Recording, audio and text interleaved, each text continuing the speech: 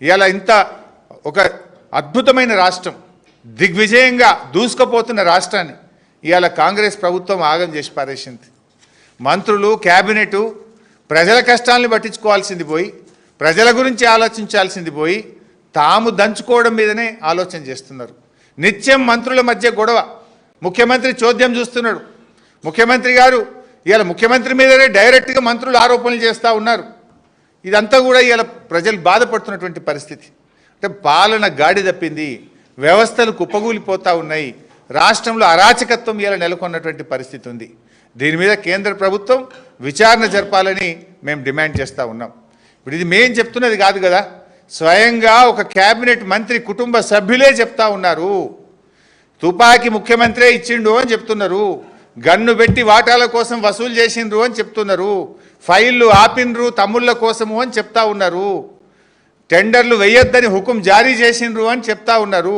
ఇంత ఓపెన్గా అవినీతి గురించి ఒక క్యాబినెట్ మంత్రి కుటుంబ సభ్యులే చెప్తా ఉంటే ఇంకా సిగ్గు లేకుండా మాట్లాడుతున్నారు. సో దీని మీద కేంద్రం స్పందించాలి, ఒక ఇండిపెండెంట్ జ్యుడిషియల్ కమిషన్తో విచారణ జరపాలి, కేంద్ర ప్రభుత్వ సంస్థల చేత విచారణ జరపాలని చెప్పి మేము బీఆర్ఎస్ పార్టీ తరఫున డిమాండ్ చేస్తున్నాం. దీని మీద అన్ని ఏజెన్సీలకు మరి లీగల్ ఎక్స్పర్ట్స్తో కూడా మాట్లాడుతున్నాం. లీగల్గా ఏ రకమైనటువంటి ముందుకు పోవాలి, ఏ ఏజెన్సీలకు దీని మీద ఫిర్యాదు చేయాలనే అంశం మీద బీఆర్ఎస్ లీగల్ సెల్ ఇప్పటికే పనిచేస్తూ ఉంది. తప్పకుండా బీఆర్ఎస్ ఈ రాష్ట్రాన్ని కాపాడుకోవడం కోసం, రాష్ట్రంలో పెట్టుబడిదారులకు నమ్మకం కల్పించడం కోసం పనిచేస్తుంది. ఈ సందర్భంగా పెట్టుబడిదారులకు, పారిశ్రామికవేత్తలకు, సినిమా పెద్దలకు, రియల్ ఎస్టేట్ వ్యాపారులకు అందరికి కూడా విజ్ఞప్తి చేస్తున్నాం. ధైర్యంగా ఉండండి, మీరు భయపడాల్సిన అవసరం లేదు. మీకు అంతగా ఇబ్బంది పెడితే ప్రధాన ప్రతిపక్షం బీఆర్ఎస్ మీకు అండగా ఉంటుంది. మా దృష్టికి తీసుకురండి, మిమ్మల్ని కాపాడుకుంటాం. ఈ రాష్ట్రాన్ని సాధించిన వాళ్ళం, ఈ రాష్ట్రాన్ని ఇలా అద్భుతంగా 10 ఏళ్ళు పాలించిన వాళ్ళం, ఈ రాష్ట్రాన్ని కాపాడుకునే బాధ్యత కూడా మా మీద ఉంది. ఇలా ఈ ప్రభుత్వం అరాచకానికి పాల్పడతా ఉంది. ఎవరు కూడా భయపడకండి, తెలంగాణ భవన్ తలుపులు మీకు తెరిచే ఉంటాయి. ఏ ఇండస్ట్రియలిస్టుకు, ఏ రియల్ ఎస్టేట్ వ్యాపారికి, ఎవరికి సినిమా పెద్దలకు కానీ, కార్మికులకు కానీ, పేదలకు కానీ ఎవరికి కష్టం వచ్చినా బీఆర్ఎస్ మీకు అండగా ఉంటుంది. మీ పక్షాన బీఆర్ఎస్ పోరాడుతుంది, మీ పక్షాన న్యాయం పక్షాన, ధర్మం పక్షాన బీఆర్ఎస్ నిలబడుతుంది. మీకు ఎల్లవేళలా మేము అందుబాటులో ఉంటాం. ఎవరికి ఏ కష్టం వచ్చినా కూడా మాకు మా దృష్టికి తీసుకురండి, మీకు అండగా నిలబడతాం, మిమ్మల్ని కాపాడుకుంటాం, మీ రాష్ట్రాన్ని కాపాడుకుంటామని తెలియజేస్తూ జై తెలంగాణ.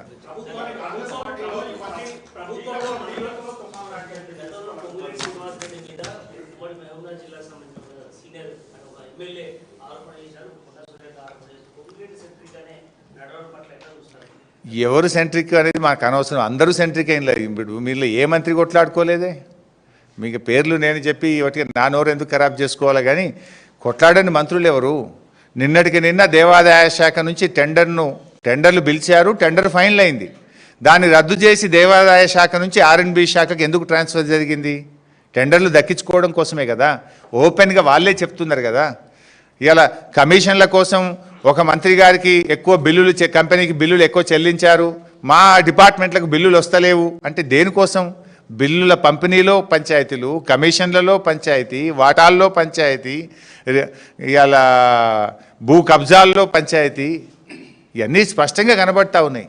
పరిపాలన గాలికి వదిలేసినారు. తమ వాటాల కోసం ఇవాళ వాళ్ళు కుమ్ములాటలతో సతమతమవుతున్న పరిస్థితి.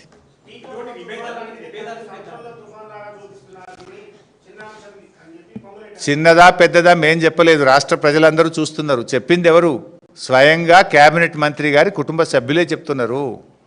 ఇప్పుడు మా వాళ్ళు ఎక్కడన్నా చిన్నగా ఒక సోషల్ మీడియాలో పోస్టింగ్ను రీట్వీట్ చేస్తేనే రాత్రికి రాత్రి అరెస్ట్ చేస్తున్నారు కదా, రీట్వీట్ చేస్తేనే.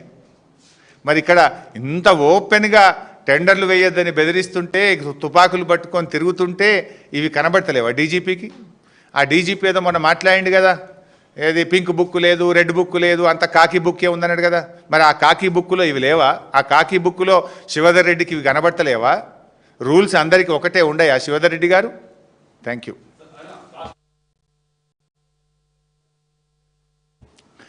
నిన్న మన రాష్ట్ర క్యాబినెట్ మీటింగ్ జరిగింది, మనందరం కూడా చూసాం. రాష్ట్రంలో ప్రభుత్వం మరి దీపావళి ముందు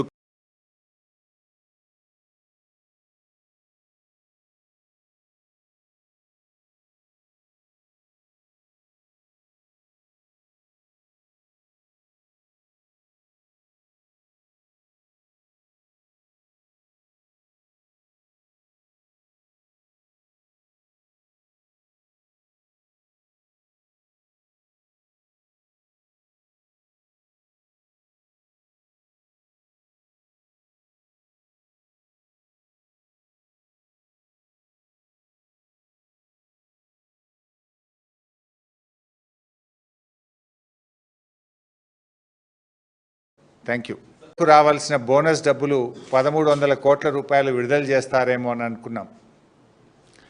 కానీ జరిగింది ఏంది అని చూస్తే అందరికీ నిరాశే. 4,000 పెన్షన్ మాట లేదు, మహాలక్ష్మి ముచ్చట లేదు, బోనస్ ప్రస్తావన లేదు. క్యాబినెట్ మీటింగ్ అని చెప్పి మంత్రుల పంచాయతీ, మంత్రులు ఒకరినొకరు తిట్టుకోవడానికే సరిపోయింది క్యాబినెట్ మీటింగ్. క్యాబినెట్ అనేది ఈరోజు ఒకటి కాదు, రెండు కాదు, అరడజన్ వర్గాలుగా విడిపోయినటువంటి పరిస్థితి. గ్రూపులుగా విడిపోయింది క్యాబినెట్ మీటింగ్. ఇలా పాలన గాలికి వదిలేసినారు. క్యాబినెట్ మీటింగ్ అంటే మంత్రుల పంచాయతీలు తెంపుకోవడానికే క్యాబినెట్ మీటింగ్ అయిపోయింది.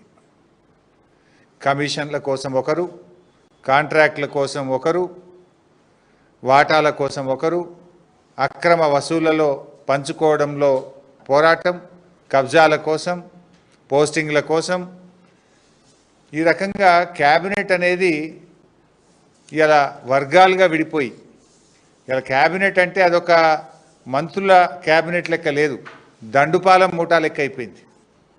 దండుపాలెం ముఠా కంటే కూడా అధ్వానం అయిపోయింది.